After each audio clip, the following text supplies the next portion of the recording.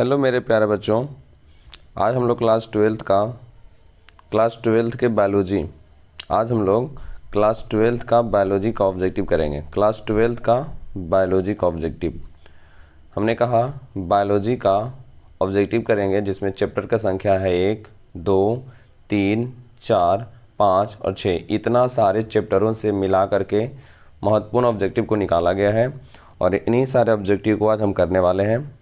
चलिए देर ना करते हुए हम लोग शुरू करते हैं। पहला ऑब्जेक्टिव क्या नज़र आ रहा है?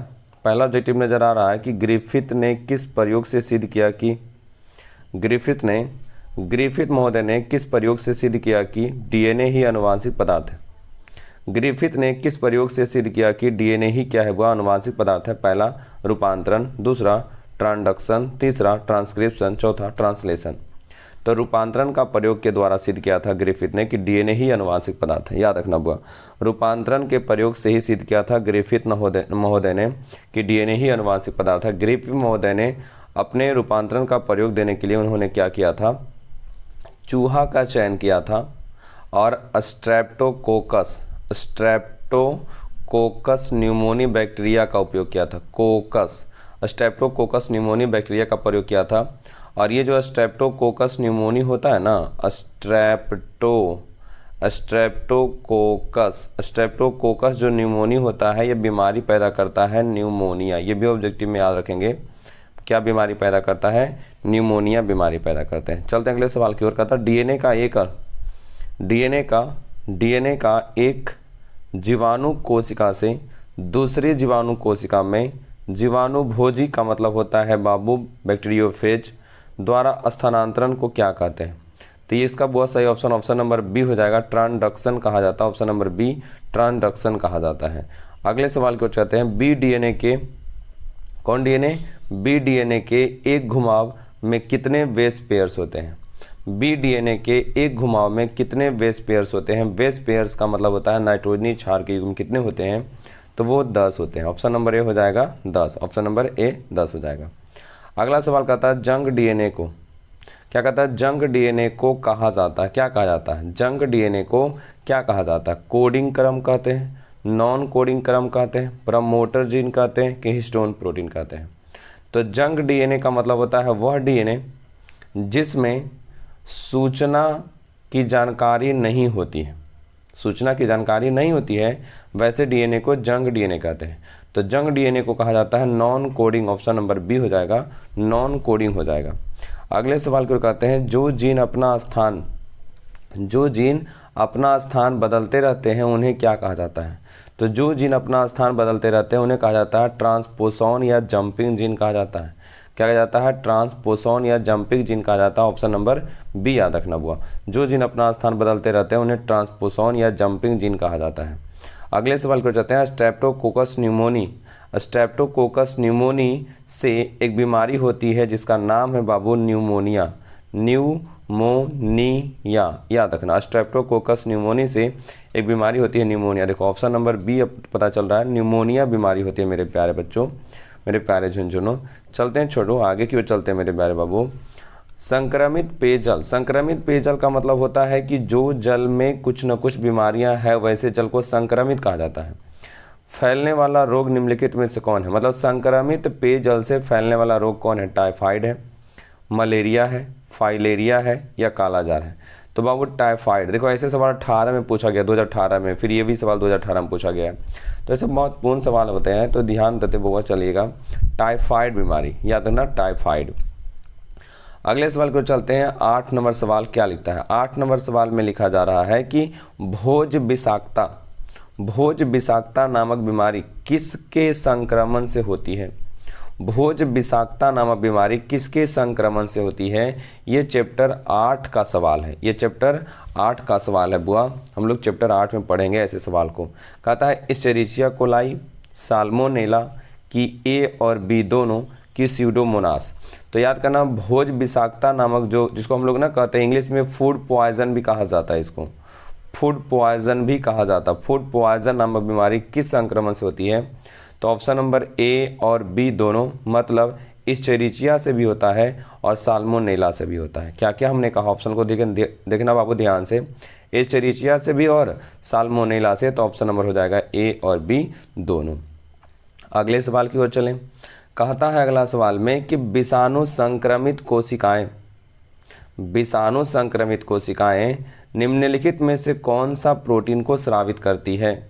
कहा गया है इंटरल्यूकिन या इंटरफेरॉन या ट्यूमर नेकोसिस फैक्टर या इनमें से सभी। तो विषाणु संक्रमित कोशिकाएं निम्नलिखित में से कौन से प्रोटीन का स्रावित करती है, तो इसका ऑप्शनल हो जाएगा इंटरफेरॉन। लेकिन एक बार फिर भी बाबू हमारे हिसाब से 9 नंबर सवाल को बेहतर है, आप एक बार थोड़ा सा चेक कर लीजिएगा। 9 नंबर सवाल हमको याद नहीं आ रहा है, तो एक 9 नंबर सवाल को ज़रूर बाबू चेक कर लीजिएगा एक बार, उसके बाद आप लोग इसे याद करिएगा। चलते हैं अगले सवाल की ओर। कहा जा रहा है कि निम्न में से कौन जीवाणु जनित रोग है। निम्न में से कौन जीवाणु जनित रोग है, कुष्ठ रोग, क्षय रोग, हैजा या इनमें से सभी। तो जीवाणु के द्वारा जो फैलने वाला रोग है वो सभी के सभी है, मतलब कुष्ठ रोग भी है, क्षय रोग भी है, हैजा भी है, तो इनमें से सभी के सभी हो जाएगा।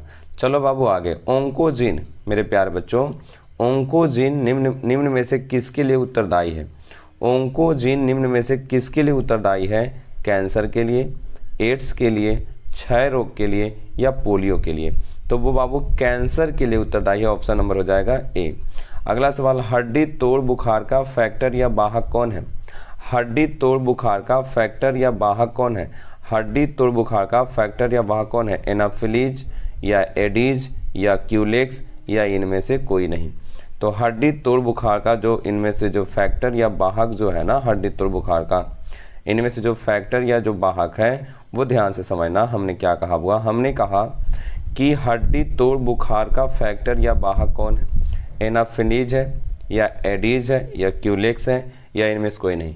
तो याद ना, एडीज एजिप्टी मच्छर, क्या हुआ, एडीज एजिप्टी मच्छर, एडीज एजिप्टी मच्छर जिससे डेंगू बीमारी होती है ना, उसी को कहा गया है बाबू हड्डी तोड़ बुखार। जो डेंगू बीमारी होती है ना, उसी डेंगू बीमारी को कहा गया है हड्डी तोड़ बुखार कहा गया है। तो याद रखना, जो होता है एडीज एजिप्टी मच्छर के काटने से होती है। RU486 दवा का प्रयोग किया जाता है गर्भ निरोधन में, गर्भपात कारक के रूप में, एमनियोसेंटेसिस या म्यूटाजन के रूप में। तो याद रखना ऑप्शन नंबर बी गर्भपात कारक के रूप में मेरे प्यारे बच्चों, ऑप्शन नंबर बी मारिएगा मेरे प्यारे बच्चों 13 का। चलते हैं अगले सवाल की ओर। 13 के बाद हम लोग पहुंचते हैं अगले सवाल की ओर, देखते हैं अगला सवाल क्या है। तो अगला सवाल आपके सामने नजर आ रहा है। 14 नंबर सवाल में क्या लिखता है मेरे प्यारे बच्चों, लिखता है कि 2001 की जनगणना के अनुसार वृद्धि दर कितना प्रतिशत है, 5%, 3%, 1% या 1.7%। तो सही ऑप्शन नंबर हो जाएगा डी 1.7%। कभी कभी 2% भी रहेगा, तो 1.7 नहीं रहेगा, तो 2% को आप टिक करिएगा। एमनियोसेंटेसिस की प्रक्रिया में किस द्रव का प्रयोग किया जाता है। एमनियोसेंटेसिस की प्रक्रिया में किस द्रव का प्रयोग किया जाता है, एमनियॉन का, प्रोटीन के अमीनो अम्ल का, एमनियोटिक द्रव का, कि कोई नहीं। तो सही ऑप्शन नंबर हो जाएगा सी, एमनियोटिक द्रव का प्रयोग किया जाता है। और ये भी याद रखना 13 ml, कितना, 13 ml कहाँ से, एमनियोटिक गुहा से निकाला जाता है 13 ml को, याद रखना बुआ। सवाल आगे, कौन सा रसायन सर्विक्स के निकट लगा देने से संभोग के समय अस्खलित वीर्य में मौजूद जो शुक्राणु होते हैं वो नष्ट हो जाते हैं। सर्विक्स का मतलब होता है ग्रीवा, जो मादा जननांग का भाग होता है, उसमें क्या लगाया जाता है, कौन सा रसायन। तो ऑप्शन नंबर हो जाएगा ए, स्पर्मिसाइडल को लगाते हैं। किसको लगाते हैं, स्पर्मिसाइडल को लगाते हैं। बी लिम्फोसाइट का निर्माण कहाँ होता है, बी लिम्फोसाइट का निर्माण कहाँ होता है। तो बी लिम्फोसाइट का निर्माण और परिपक्वन ये दोनों के दोनों वो अस्थि मज्जा में होता है। बी लिम्फोसाइट का निर्माण और परिपक्वन दोनों के दोनों अस्थि मज्जा में होता है। 18 नंबर सवाल मेरे प्यारे बच्चों क्या कहता है कि एड्स बीमारी में HIV किस कोशिका को नष्ट करता है। एड्स जो बीमारी होती है ना, उसमें HIV के कारण होती है, और HIV नहीं रहेगा तो याद रखना रेट्रोवायरस रहेगा। कौन वायरस रहेगा? रेट्रोवायरस रहेगा। और इसी के कारण जो होता है ना एड्स बीमारी होती है। तो जब एड्स बीमारी होती है तो ये रेट्रोवायरस या HIV जो होता है, ह्यूमन इम्यूनो डिफिशियंसी वायरस जो होता है ना, वो कौन सी कोशिका को ज़्यादा नष्ट कर देता है? सबसे पहले तो याद रखना टी लिम्फोसाइट कोशिका को यह नष्ट कर देता है। ऑब्जेक्टिव बाबू, कभी कभी टी लिम्फोसाइट नहीं रहेगा तो टी हेल्पर रहेगा, हेल्पर भी रह सकता है। अगले सवाल, कौन सी ग्रंथि निम्नलिखित में से कौन सी ग्रंथि क्षारीय द्रव को छोड़ता है जो मूत्र के अम्ल से शुक्राणुओं की सुरक्षा करता है? तो कौन सी ग्रंथि बाबू क्षारीय द्रव को छोड़ता है? तो याद रखना यहाँ से कौन हो जाएगा? कॉपर ग्रंथि जो होती है ना क्षारीय द्रव को छोड़ती है। ऑप्शन नंबर हो जाएगा एक, कॉपर ग्रंथि क्षारीय द्रव को छोड़ती है। मादा जननांग में कितने अंडाशय पाए जाते हैं? तो मादा जननांग में अंडाशय की संख्या 2 होती है।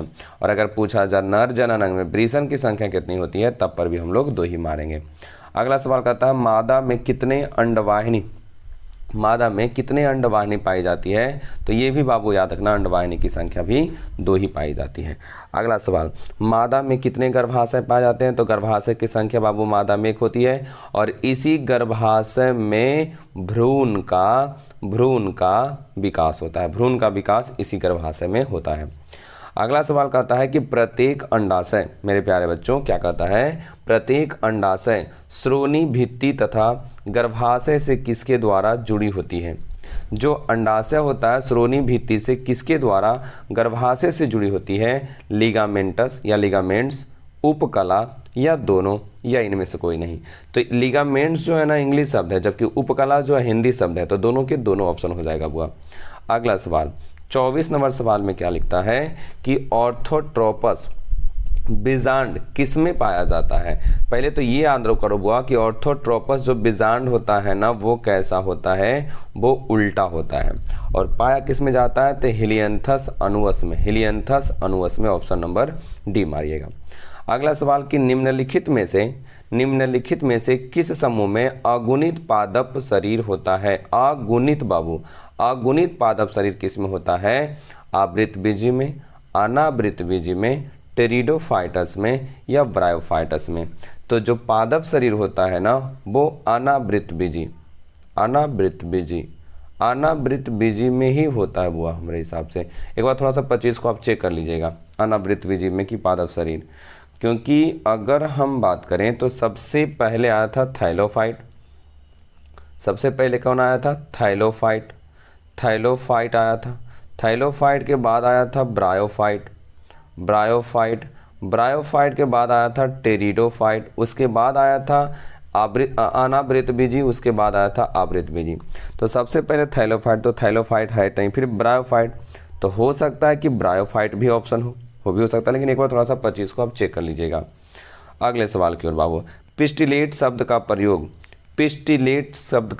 किसके लिए किया जाता है? तो एकलिंगी स्त्री पुष्प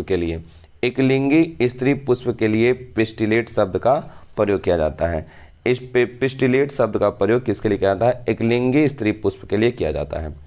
विभिन्नताएं, क्या लिखता है कि विभिन्नताएं अर्धसूत्री विभाजन के दौरान उजागर होती है।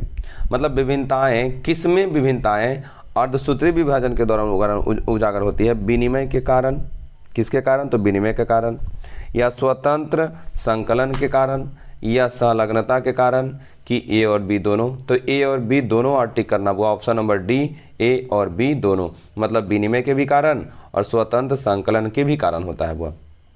अगला सवाल क्या कहता है? 28 नंबर सवाल में लिखता है कि टेपिटम, यहाँ टेपिटल लिखा गया, टेपिटम होना चाहिए। टेपिटम कोशिका क्या दर्शाती है? समसूत्री कोशिका विभाजन को, कि अर्धसूत्री कोशिका विभाजन को, कि एंडोमाइटोसिस कोशिका विभाजन को, कि एंडोमाइटोसिस और बहुगुणिता को। तो ऑप्शन नंबर इसमें से क्या होगा बुआ? आप लोग मारिए, तो पहले देखते हैं क्या मारिएगा। जानते हैं आप लोग मार चुके होंगे, ऑप्शन नंबर डी होगा बुआ। ऑप्शन नंबर डी होगा एंडोमाइटोसिस तथा बहुगुणिता। चलते हैं 28 के बाद 29 नंबर सवाल में मेरे प्यार बच्चों। 29 नंबर सवाल आपके सामने आ जाता है कि 29 नंबर में क्या लिखता है। तो 29 नंबर सवाल में लिखा है कि पादपों में एम्फीबियन या उभयस्थानी किससे संबंधित है? पादपों में एम्फीबियन या उभयस्थानी किससे संबंधित है? शैवाल से, ब्रायोफाइटस से, या कवक से, या टेरिडोफाइटस से। तो पादपों में एम्फीबियन या उभयस्थानी जो ना वो ब्रायोफाइटस से संबंधित है। किससे बाबू? ब्रायोफाइटस से, ऑप्शन नंबर बी। मानव के युग्मकों में, मानव के मतलब मनुष्य के युग्मकों में गुणसूत्र की संख्या कितनी होती है?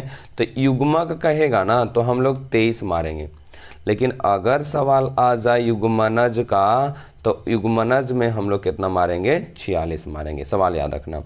निषेचन की क्रिया बाह्य किस में होती है? किस में बाह्य निषेचन होता है? मेढक में, हिरन में, मनुष्य में, घोंघा में। तो बाह्य निषेचन होता है मेढक में। अगला सवाल, उभयलिंगी कौन नहीं है? कौन जंतु जो है ना वो उभयलिंगी नहीं है? कौन जंतु जो है आपके सामने नजर आ रहा है जो उभयलिंगी नहीं है? जो केचुआ, फीताकृमि या घरेलू मक्खी।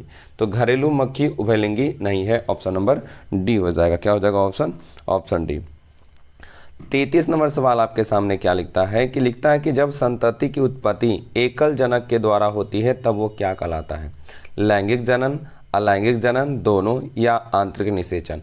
तो वो अलैंगिक जनन कहलाता है। कौन जनन? अलैंगिक जनन। आगेव में वर्धी प्रजनन होता है बुलबिल के द्वारा। आगेव में बुलबिल के द्वारा होता है। ऑप्शन नंबर ए हो जाएगा। राइजोम के द्वारा याद रखना बुआ कहाँ कहाँ होता है? तो केला में होता है, केला में होता है, हल्दी में होता है, अदरक में होता है। ये राइजोम जिसको हम लोग प्रकंद भी कह सकते हैं। अगले सवाल की ओर, डीएनए, डीएनए जिसका पूरा नाम होता है डिऑक्सी राइबोज न्यूक्लिक एसिड। तो डीएनए निम्नलिखित में से किसका आनुवांशिक पदार्थ है? किसका बुआ? तो बैक्टीरियोफेज का। ऑप्शन नंबर बी, बैक्टीरियोफेज का आनुवांशिक पदार्थ है। अगले सवाल की ओर चलते हैं। कौन सा नाइट्रोजन बेस, कौन सा नाइट्रोजन बेस आरएनए में नहीं पाया जाता है? आरएनए में नहीं पाया जाता। तो आरएनए में पाया क्या किया जाता है? तो ए पाया जाता है, ए का मतलब एडेनिन, जी पाया जाता है, जी का मतलब गुआनिन, सी पाया जाता है, सी का मतलब साइटोसिन, और यू पाया जाता है, यू का मतलब यूरेसिल। तो कहता है कौन नहीं पाया जाता है? थाइमिन। इसमें थाइमिन है बुआ? नहीं। तो यही हमारा नहीं पाया जाता है। चूंकि साइटोसिन है, गुआनिन भी है, एडेनिन भी है, एडेनिन भी है, गुआनिन भी है, साइटोसिन है, यूरेसिल होना चाहिए लेकिन हो गया बुआ क्या है? थाइमिन। तो थाइमिन नहीं पाया जाता, याद रखना। थाइमिन आरएनए में नहीं पाया जाता है। अगला सवाल है, एक जीन एक एंजाइम सिद्धांत किसने दिया? एक जीन एक एंजाइम सिद्धांत किसने दिया है? तो वीडल ने दिया है और टैटम ने दिया। ये दोनों के दोनों, ऑप्शन नंबर हो जाएगा सी, दोनों के दोनों हो जाएगा। वंशागति का गुणसूत्रीय सिद्धांत का प्रतिपादन किसने किया था? वंशागति का गुणसूत्रीय सिद्धांत का प्रतिपादन किसने किया था? तो सही ऑप्शन सटन ने भी और सही ऑप्शन बोबेरी ने भी। ऑप्शन नंबर डी मारना, बी और सी दोनों, सटन और बोबेरी दोनों ने वंशागति का गुणसूत्रीय सिद्धांत का प्रतिपादन किया था। आनुवांशिकता के नियम को किसने प्रस्तावित किया है? आनुवांशिकता के नियम को किसने प्रस्तावित किया है? तो आनुवांशिकता के नियम को दिया है किसने बाबू? मेंडल महोदय ने दिया है। अनुवांशिकी शब्द किसने दिया? क्या लिखता है? अनुवांशिकी शब्द किसने दिया? तो अनुवांशिकी शब्द देने वाले व्यक्ति का नाम है बेटसन। कौन बाबू? बेटसन, याद रखना, बेटसन, बेटसन दिया था वो।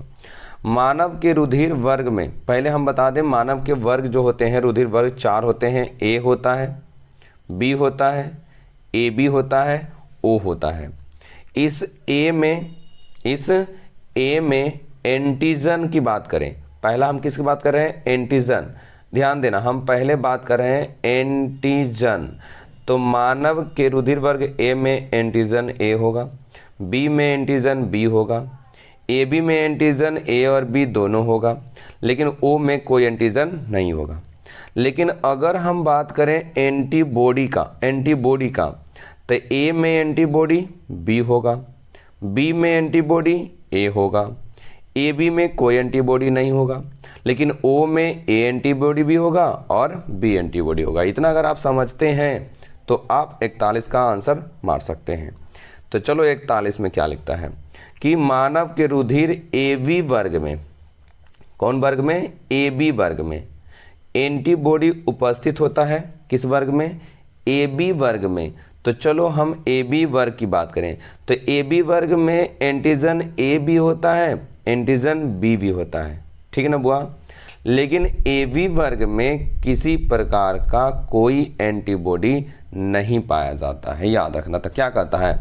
एंटीबॉडी उपस्थित होते हैं, एंटीबॉडी उपस्थित होते हैं मानव रुधिर वर्ग में एंटीबॉडी उपस्थित होते हैं? नहीं, ये ना हो सकता है। एंटीबॉडी अनुपस्थित होते हैं? हाँ, एंटीबॉडी क्या होते हैं? अनुपस्थित होते हैं। देखो एंटीबॉडी नहीं पाया जाता, एंटीजन होता है, एंटीबॉडी नहीं होता। ऑप्शन नंबर बी हो जाएगा। अगले सवाल की ओर, कानों पर, किस पर? कानों पर बाल की बहुलता का जीन पाया जाता है। कानों पर बाल की बहुलता का जीन पाया जाता है एक्स क्रोमोसोम, वाई क्रोमोसोम पर। तो याद रखना बुआ, कानों पर बाल ज़्यादातर देखने को मिलता है पुरुषों में। कानों पर बाल ज़्यादातर देखने को मिलता है पुरुषों में। अब पुरुषों में जो होता है वह बाई गुणसूत्र ज़्यादा होता है। तो बाई गुणसूत्र बाबू ये याद रखना, ऑप्शन नंबर बी। अगला सवाल की ओर आते हैं। ट्राइसोमी, ट्राइसोमी, ट्राइसोमी का लिखता है 2n+1। तो 2n का मतलब हो गया 46 और +1 इज इक्वल टू हो गया कितना हुआ? 47। तो कहता है कि 2n+1 मतलब 46 + 1 मतलब 47। बच्चे मंद बुद्धि हो जाते हैं किस में बाबू? तो याद रखना डाउन सिंड्रोम, क्योंकि डाउन सिंड्रोम में ही 47 गुणसूत्र होते हैं। तो ऑप्शन नंबर बी। अगला सवाल की ओर आता है। 21वें, क्या लिखता है कि 21वें गुणसूत्र के ट्राइसोमी में कौन सी आनुवांशिक बीमारी होती है? फिर यहाँ बोला ट्राइसोमी, तो ट्राइसोमी का मतलब होता है 2n+1 मतलब टोटल कितने गुणसूत्र? 47 गुणसूत्र। तो 47 गुणसूत्र आपको देखने को किस में मिलेगा? क्लाइनफेल्टर सिंड्रोम में भी देखने को मिल सकता है। टर्नर सिंड्रोम में तो बाबू आपको मिलेगा कितने गुणसूत्र? 45 गुणसूत्र मिलेगा। पर 21वें गुणसूत्र देखते हैं, और भी 2 ऑप्शन है ना, उसमें क्या करता है? और 2 ऑप्शन में क्या करता है उसका? 2 ऑप्शन और क्या हो? तो यहाँ डाउन सिंड्रोम हो जाएगा। आंसर क्या हो जाएगा बुआ? डाउन सिंड्रोम हो जाएगा। ऑप्शन नंबर हो जाएगा डी, ऑप्शन नंबर डी हो जाएगा। अगले सवाल की ओर। F1 पीढ़ी के संकर पौधों को, F1 पीढ़ी के संकर पौधों को क्या कहता है? ध्यान से समझना। कहता है, ध्यान से समझना बुआ, क्या कहता है? F1 पीढ़ी के संकर पौधों को, F1 पीढ़ी के, कौन पीढ़ी के? F1 पीढ़ी के संकर पौधों को जब समयुग्मजी अप्रभावी जनक से क्रॉस कराया जाता है, संकर पौधों को जब समयुग्मजी अप्रभावी जनक से, तो वो कहलाएगा टेस्ट क्रॉस। क्या कहलाएगा? टेस्ट क्रॉस कहलाएगा, टेस्ट क्रॉस कहलाएगा। अगले सवाल की ओर। अगले सवाल में क्या लिखता है? अगर समान पुरुष की शादी हीमोफीलिया के वाहक स्त्री से हो तो इन दोनों से उत्पन्न नर संतानों की स्थिति क्या होगी? अगर समान पुरुष की शादी हीमोफीलिया के वाहक स्त्री से होता है तो दोनों से उत्पन्न संतान की स्थिति क्या होगी? सभी हीमोफीलिया से ग्रसित, सभी सामान्य, सभी रोग के वाहक, या आधा सामान्य और आधा रोगग्रस्त। तो ऑप्शन नंबर डी हो जाएगा, आधा सामान्य और आधा हो जाएगा रोगग्रस्त। Option number D. अगला सवाल में क्या लिखता है? 47 में लिखता है कि ट्रिटिकम एस्टिवम क्या है? ट्रिटिकम एस्टिवम क्या है? ट्रिप्लोइड है, टेट्राप्लोइड है, हेक्साप्लोइड है, या डिप्लोइड है? तो हेक्साप्लोइड है। ऑप्शन नंबर हो जाएगा सी, ऑप्शन नंबर सी हो जाएगा। ऑप्शन नंबर क्या हो जाएगा इसका हुआ?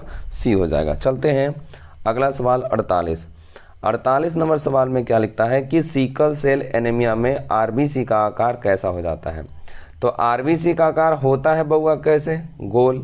लेकिन जब सिकल सेल एनीमिया होती है ना, तो आरबीसी का आकार हो जाता है हसियाकार।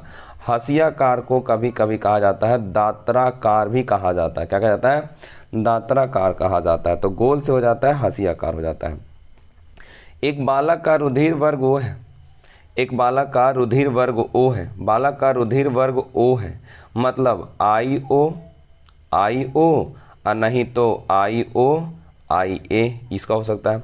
पिता का IB है तो IB हो सकता है, और नहीं तो IO हो सकता है। तो यहाँ रियली में इसका आंसर अगर चलें तो इसका रियली में आंसर होगा IOIB। ऑप्शन नंबर बी हो जाएगा, ऑप्शन नंबर बी हो जाएगा। अगला सवाल, टायरोसिन के जगह किस अम्ल के बन जाने से फिनाइल कीटोन यूरिया बीमारी होती है? तो phenyl pyruvic acid. Option number C, phenyl pyruvic अम्ल। 51 में क्या लिखता है? 51 में लिखता है कि किस बीमारी में पुरुष को गायनिकोमैस्टिस कहते हैं? किस बीमारी में पुरुष को गायनिकोमैस्टिस कहते हैं? गायनिकोमैस्टिस का मतलब होता है कि पुरुष जो होते हैं ना, पुरुष जो होते हैं ना, पुरुष वो दिखने लगते हैं किसकी तरफ, औरत की या लड़की की तरफ दिखाई देने लगते हैं, क्योंकि उनका जो शरीर होता है वो ढलने लगता है लड़की की तरफ, आवाज़ें भी होने लगती है लड़की की तरफ। तो वो किस में संभव होता है, तो वो होता है क्लाइनफेल्टर सिंड्रोम में। ऑप्शन नंबर हो जाएगा सी, क्लाइनफेल्टर सिंड्रोम में हो जाएगा। अगला कहता है 52 नंबर। 52 नंबर में लिखता है कि उपार्जित लक्षणों के वंशागति का सिद्धांत किनके द्वारा दिया गया था। उपार्जित लक्षणों के वंशागति का सिद्धांत किनके द्वारा दिया गया था, तो वो दिया गया था लैमार्क के द्वारा। ऑप्शन नंबर बी हो जाएगा। अगला सवाल है एक जीन के विभिन्न रूपों को क्या कहा जाता है, पूरक जीन, युग्म विकल्पी, संपूरक जीन या विषम युग्मज। तो कहा जाता है ऑप्शन नंबर बी याद रखना, युग्म विकल्पी कहा जाता है। अगला सवाल कहता है 54 में। 54 सवाल में क्या लिखता है कि ZZ या ZW तरह का लिंग निर्धारण किस में देखा जाता है। यह सवाल पूछा गया 20 में भी और 22 में कि ZZ या ZW। तो याद रखना इसका सही आंसर पक्षी होना चाहिए। क्या होना चाहिए, पक्षी। अगर पक्षी में क्या देता है, घोंघा या तिलचट्टा या मोर या मनुष्य। तो बाबू मोर एक पक्षी है ना, तो ऑप्शन नंबर हो जाएगा सी। ऑप्शन क्या हो जाएगा, सी हो जाएगा। 55 नंबर सवाल में क्या लिखता है कि कौन सा क्रोमोसोम लंबा और बड़ा होता है। तो एक्स क्रोमोसोम जो होता है ना वो लंबा होता है और कैसा होता है, बड़ा होता है। एक्स क्रोमोसोम लंबा और बड़ा होता है। स्तनपालियों में क्या लिखता है, अगला सवाल, स्तनपालियों में कोशिकाओं के गुच्छ होते हैं। स्तनपालियों में कोशिकाओं के गुच्छ होते हैं जिसे क्या कहा जाता है। तो स्तनपालियों में कोशिकाओं के गुच्छ होते हैं जिसे कूपिका कहा जाता है। तो ऑप्शन नंबर हो जाएगा बी। सवाल नंबर 57 नंबर सवाल में लिखता है कि परिपक्व मादा युग्मक का मतलब जिसको हम लोग कहेंगे अंडाणु और अगुणित होता है, इसको हम लोग एन से लिखते हैं। तो परिपक्व मादा युग्मक के बनने की क्रिया को क्या कहा जाता है, शुक्र जनन नहीं, एक्रोसोम नहीं, वो ऑप्शन नंबर हो जाएगा डी, अंड जनन को कहा जाता है, क्योंकि अंडाणु बनने की क्रिया अंड जनन कहलाती है। तो ऑप्शन नंबर डी हो जाएगा। 58 नंबर सवाल में क्या लिखता है, लिखा है कि यौवनारंभ के समय प्रथम आतर्व चक्र अगर किसी महिला में या किसी लड़की में प्रथम आतर्व चक्र अगर होता है तो उसको हम लोग क्या कहते हैं, अंडाणु या शुक्राणु या रजोदर्शन या आतर्व। तो उसको रजोदर्शन कहा जाता है। याद रखना बुआ, मीनोपाउज, याद रखना मीनोपाउज कहा जाता है। ये भी ऑब्जेक्टिव में याद रखना, इंग्लिश में मीनोपाउज, हिंदी में रजोदर्शन कहते हैं। अगला सवाल, ग्राफियन फॉलिकल कहाँ पाए जाते हैं। ग्राफियन फॉलिकल कहाँ पाए जाते हैं, मानव के थायरॉइड में या मादा मानव के अंडाशय में या मेढक के अंडाशय में या खरगोश के वृषण में। तो पाया जाता ऑप्शन नंबर बी याद रखना, मादा मानव के अंडाशय में। ऑप्शन नंबर बी याद रखना, ऑप्शन नंबर बी याद रखना। 60 नंबर सवाल में क्या लिखता है कि भ्रूण की 16 कोष की अवस्था क्या कहलाती है। तो भ्रूण की 16 कोष की अवस्था क्या कहलाती है, मोरूला कहलाती है या ब्लास्टोमियर कहलाती है या वास्टुला कहलाती है या गैस्टुला कहलाती है। तो सही ऑप्शन नंबर हो जाएगा ए, मोरूला कहलाती है। इस मोरूला को तूतक भी कहते हैं। मोरूला को तूतक कहते हैं जिसका आकार होता है सहतूत के जैसा। किसके जैसा, सहतूत के जैसा होता है। तो हमने आज 60 क्वेश्चन देखा बुआ। कितना क्वेश्चन देखा छोटू, हमने आप 60 क्वेश्चन देखा, आप लोगों को 60 क्वेश्चन बताया और इस 60 क्वेश्चन में आप बताइए कि कितना आंसर सही जाता है और कितना आंसर क्या जाता है, गलत जाता है। तो मिलते हैं बुआ अगले वीडियो में, देखिए और लोगों को भी शेयर करिए, अपने अपने दोस्तों को भी बताइए। मिलते हैं अगले वीडियो में, तब तक के लिए जय हिंद, जय भारत, जय बिहार।